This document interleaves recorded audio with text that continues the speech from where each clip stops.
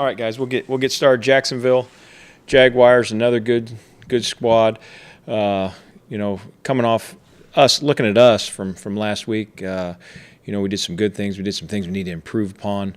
Obviously in the punt coverage game, I talked about that returner last week. I think I was dead on with that guy, and that's something that we need to shore up in that area, because we're facing another guy this week in the Mickens kid who doesn't have a lot of catches, but has a touchdown. Got a touchdown a few weeks ago against Cincinnati. So have our hands full there, but we need to come out and play a good game. So with that, I'll answer any questions. What's your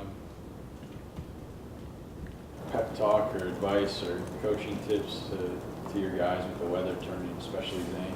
I think, what we talked a little bit about, and I'm excited about the weather changing. As we called it the other day, first day of meetings, I said, it's November 15th. I said, does anyone know what that means? And they said, Coach, we do not. And I go, it's the first official day of return season. And so I think things are changing. We talked a few weeks ago about, you asked about kickoff average and kickoff drive start and those type of things. And I think that now you're kind of getting into it's going to be 20 to 30 mile an hour winds. The kicking game, where the ball is going is going to be very difficult, and how you handle those things is going to be really important. What we said to Zane is this: you got to hit your ball, and and trust, hit your line, and then Mother Nature might take it from there, good or bad. But if you do a good job striking the ball, you give yourself a chance. Lambeau doesn't really put it in the end zone much anyway. Is that kind of by design? That's by design. They've been kicking short. Joe DeCamillis is their special teams coordinator. Has been in the league a long time and does a great job. They're well coached, but that's kind of been his little bit of a trademark, that he likes to kick the ball short.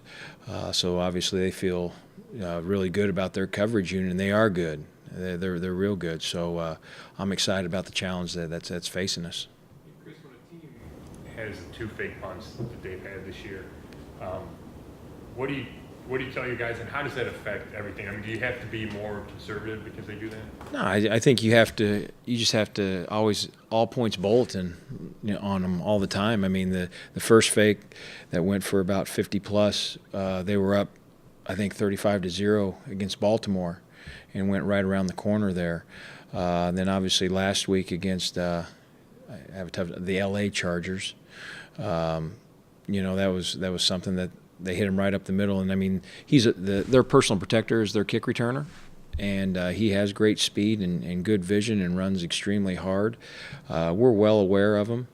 And I think that we just got to be on our P's and Q's for it. I mean, I'll expect something from him. Do you have fakes in every game, just depending on what you see? No, we do, and I know to the eye we haven't run one yet, but there have been some called, and when they're called, sometimes it's a look thing, and if you don't get the proper look, then you're out of it. But no, that happens a lot more in special teams than what people think. That fakes are called quite a bit. It just depends whether you want to give yourself the option to get out of it or not.